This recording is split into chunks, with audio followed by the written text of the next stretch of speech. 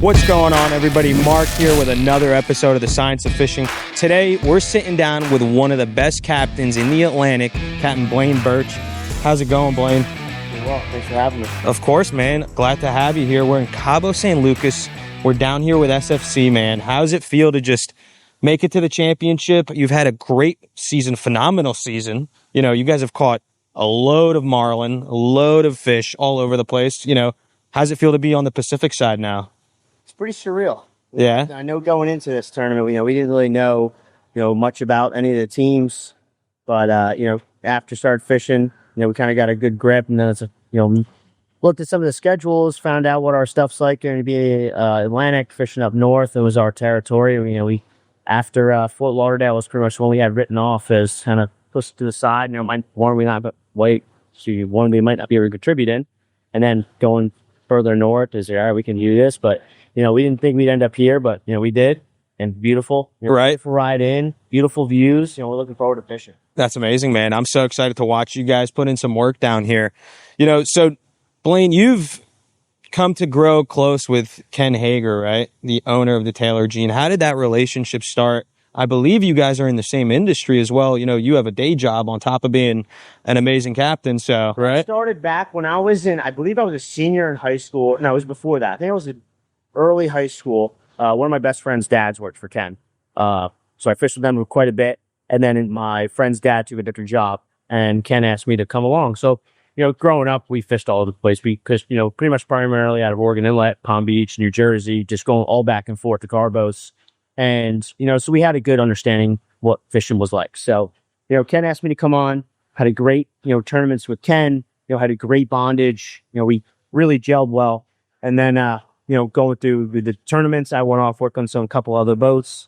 Eventually came back, graduated college, and, Ken wanted me to come work for him in the insurance industry. And I didn't want to take a friendly relationship and turn it into business, so I was able to bring value. So I was actually working in New York City for a few years with locking companies.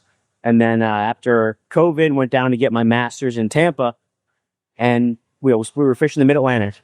And unfortunately, I had work I had to intend to, and wasn't able to get there. And that kind of triggered Ken a little bit, and you said, "Give me your resume, you're done."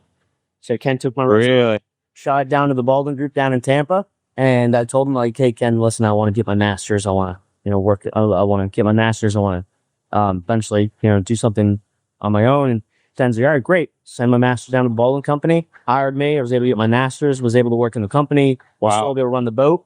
So we did all that, and we kept building our relationship. And, here we are today. We're fishing some of the best tournaments in the world, fishing all around the world at this point. Yeah. Down here in Cabo. But, it was great because Ken, he had the confidence in me to be able to do both. And he was able to, put his he was able to back me and trust me to get down there in Tampa. So I was able to do it in the insurance industry, be able to be in the fishing industry. But, fishing's a hobby. It's a great thing to keep us busy. Yeah. Do the insurance on our full-time jobs and running around doing fishing part-time. Dude, that's awesome. I mean, at the same time, though, you guys have won enough money to make it a full-time job at this point, right? You guys have had, how much money this season have you guys brought in? I think we were just under $700,000. So wow. Just going back and forth and looking at it, I think he placed in, I think it was like 13 out of 14 tournaments. Okay. Taylor Jean. Yeah. The only one we didn't place in was the Big Rock in Morehead City. But the second day of that tournament, we did see a fish that we called 6+. Wow. Missed the left short twice, missed the left long twice on lures, and that was it. But that was the only tournament we didn't place in this year. So I think it's a pretty successful year. Yeah, pretty stellar. I mean, we're down here in Cabo. You got another one coming up this weekend. So long runs beat you up, but Sea Rider fixes that. This is the original marine beanbags built in the U.S. with real marine vinyl and bead fill that won't soak up water. Ride softer, fish longer. Visit e-searider.com. I hope you guys do well, man. Why is Ken called the Bear? Am I allowed to know? It was just a pretty random story. It's actually a teddy bear actually showed up in the boat one day. Like someone brought it? Yeah. Okay. I believe it dates back to one of his daughters, who's Taylor. Both named after Taylor Jean. Yep. I believe that they were coming from the boardwalk. We're in Jersey Shores. Yeah. Right there. And I believe it was one of her friends that brought back a teddy bear. and it stayed on the boat. Somehow got on there, and then and Ten's a very outward figure, and Yeah. bear and the bear, and bang, There you go. teddy bear. I like it. The bear. That's it. Awesome, man. But that was the story. It was like and for years we didn't know where the bear came from. Yeah. And then like I don't know, a couple years later, it just randomly came out that was my friend that she won out And that was it. And that was just this little teddy bear. that was it. So he's a bear, but he's also a teddy bear. He's a bear. He's soft on the inside now. He might look, big on the outside and Yeah. he's off as a big guy, but inside he's a nice guy. That's awesome. Down there. I love it. All right. This is your first time fishing in Cabo, but you fished Sueños before, right? You fished down in south, Yeah, right down here. Yes, sir. What experiences there are you going to bring over to this tournament to be able to kind of, execute at your highest game? You've seen some of these fish before, these species, right? Seen a couple, not many though. Yeah. We fished Sueños a couple times. I think 1 or 2 times when they were younger. But we chartered the Heroes and Dirt in 72 Viking. Yep. And I think I'll be running the boat. I think it'll be you, the captain. Yep. So I mean, if I was the captain of the boat, I wouldn't let somebody else running me. Yeah. We'll put faith in them. It's the local knowledge that really matters. Yep. So we're gonna let them handle it. I'll be in a cockpit with Jared Stevens, so it's gonna add an extra hand. I know there's tons of fish there, so it's in full. So more hands in the cockpit, the better. But we got some great anglers we're gonna be able to look and pass to. So we'll do that. But we're gonna put all the bait in the captain and the boat and let them do what they do. Hopefully they're they come in here and execute, but we'll be in the cockpit. We'll hopefully take care of business down there. Get into our anglers, Dave, Steve, Ken. Sure. So we'll let them handle that. We're coming here, we're gonna have fun. I like it. That's talking on the plane, just having fun. We don't know anything about this area. Yeah. 4 boats here. It's like, listen, we go in there, have some fun. Yep.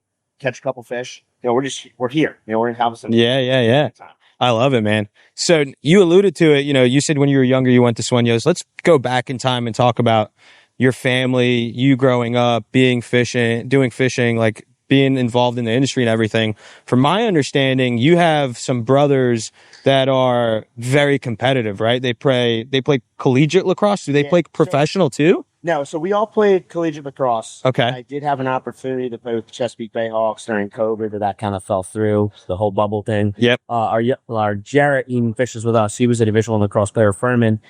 He had a very successful lacrosse career. And then we have the younger brother, Canyon, who runs the Right Place, does commercial real estate with his boss. But Canyon was the top prospect ever come out of New Jersey. Wow. Every single record you can have in New Jersey, he did that. Played at Penn State, played at Tampa as well as I did. But, we're very competitive. Yeah. Growing up, it was football, lacrosse, baseball, basketball, soccer. But once we got into the older stuff, or older ages, we was full lacrosse. And it was, our dad was a very influential first in our lives when it comes to lifting. He was a bodybuilder. Okay. We were in the gym when I was pre-18. We were 6, 7, 8. Oh my God. Pounding it into us. And, that's what made us what we are today, the competitive aspect, and what transfers over to Mission because we're so competitive. We don't like losing. Right. And when we lose, you're going to hear about it. And that's where we are today. I know. I saw you a couple minutes ago. Someone said something to you. There you go.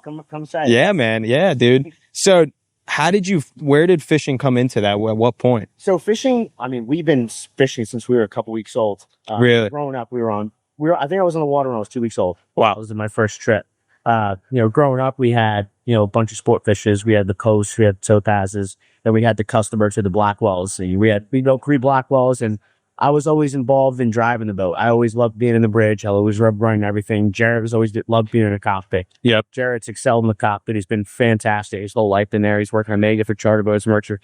Jimmy Horney on the Hog Wild. Him and Jimmy set them. I think they might have directed was Boom Owens one year in Oregon Inlet. But, wow. Growing up, our first offshore trips were 2 or 3 years old. Yeah. And fishing out of New Jersey, and then primarily out of Oregon Inlet, learning how to marlin fish with all those guys down there.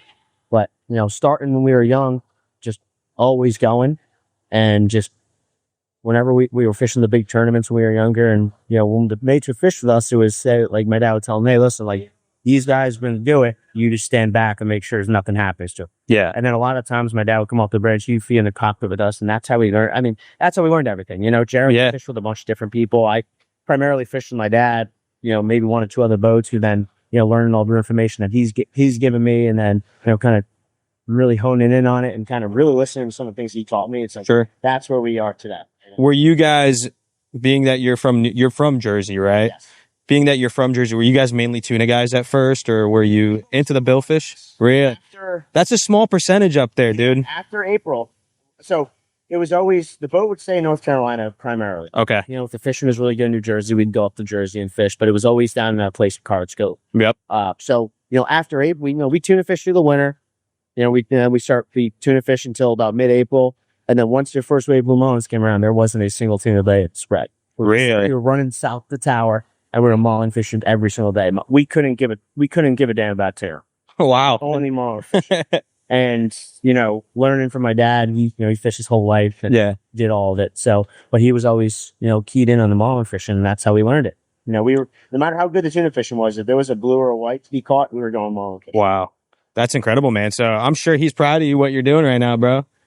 He might be, but he won't tell us. You know, Yeah. but, you know, it's always that achievement. You got it. You're trying to make the parents proud, but Right. there's always that, whatever it was in sports, it was never a good game. It was always, you know, hey, you missed a tackle. Right. You missed that shot. So it's always, you're always striving for that extra step out of him. Right. But he won't tell us how good we're doing. He'll just say, hey, you know, you caught 7, you should have caught 8. Yeah. You got 10. You know? Well, you know what? That probably drove you to who you are today, and you know the phenomenal fishing that you're doing and everything. Nature. Yeah, man. You know, is that in the sports? You know, I mean, growing up, like I said, we were in trainers. We were in 2nd grade. Yeah. You know, on creatine. You know, you have to be the best. Right. And if you're not going to be the best, then that sucks. Yeah. You're shit out of luck. You know, he was always striving for us to be the best, and that's what we came today. Right. You know, between all of our collegiate lacrosse careers and, you know, our job aspects, you know, you always had to be that extra guy. Right. That's where it turned out to be. That's awesome, man. That's how we, you know, kind of put our lives at stake, and it's just, be the best. Right. You got to be better than that next guy. So I'm sure it's going to be super competitive out there over the next few days, man. I wish you luck. Blaine, thank you for sitting down with me, and I'm sure we'll get back together and we'll sit on the podcast again and we'll catch up and see how the season went for you. Of course, that'd be great. You know, we're finishing up here, and we go back to Jersey. You got to do some work, and then we'll bring the boat down back in early November. Yep. And then we're in Palm Beach until about probably mid-May, and until the SFC starts again. There you go. Back in I think it was that second week. There's that in April. And Walkers, and Yep. So April, and then Walkers, and then May. And then once we take off from Walkers, then we start going north. Correct. Yep. South Carolina and all the way up. There we go. Yeah, man. Up and out. Well, I can't wait to see what happens, man. Yeah. I appreciate you. Of course. Thanks, bro. All right, guys. Go check out Blaine. Go talk to them. Go check them out on Instagram. Taylor Jean. That's the boat. New Jersey Seabirds Sport Fishing Championship. We'll see you guys next time on Science of Fishing.